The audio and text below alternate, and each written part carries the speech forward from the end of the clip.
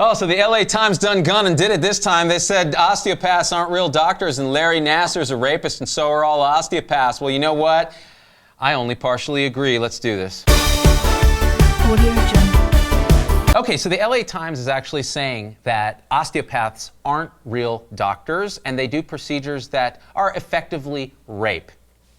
We need to talk about this, people, because it's about to get real. Larry Nassar, who isn't a doctor anymore because he's had his license revoked, he is now incarcerated and is going to jail for a long, long time for being a perverted piece of shit sexual predator. He's a fucking piece of shit, Z. You shut your mouth. Piece of shit. I'm the one who calls him a piece of shit.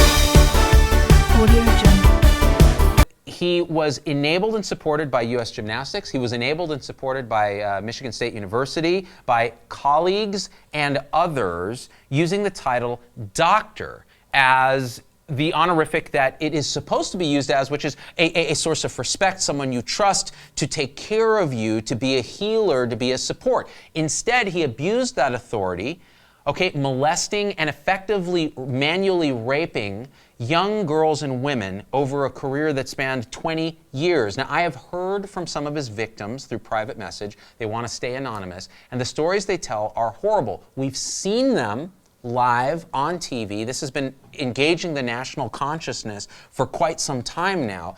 And this guy, this doctor, former doctor, is a piece of shit. He's a fucking piece of shit. Who needed to be excommunicated from the tribe of healthcare a long time ago. Now, the LA Times just ran an editorial by a Ms. Heffernan who basically said that, look, osteopathy, in other words, doctors of osteopathy, DOs, who train in a different medical system, a medical education system than allopathic physicians or medical doctors, but ultimately do residency and end up getting accredited by very similar pathways, right? They're really, in the end, the way they're practicing, they're not really that different. They are, my osteopathic colleagues, I see as physician colleagues 100%, even though they train in things like manipulation, et cetera, different sort of musculoskeletal things than we do. They look at the patient a little more holistically. More of them tend to go into primary care. When you have an LA Times op-ed equating osteopathic physicians with sex predators and criminals, you have a problem. Being an osteopath is a gifted way to take care of patients, and I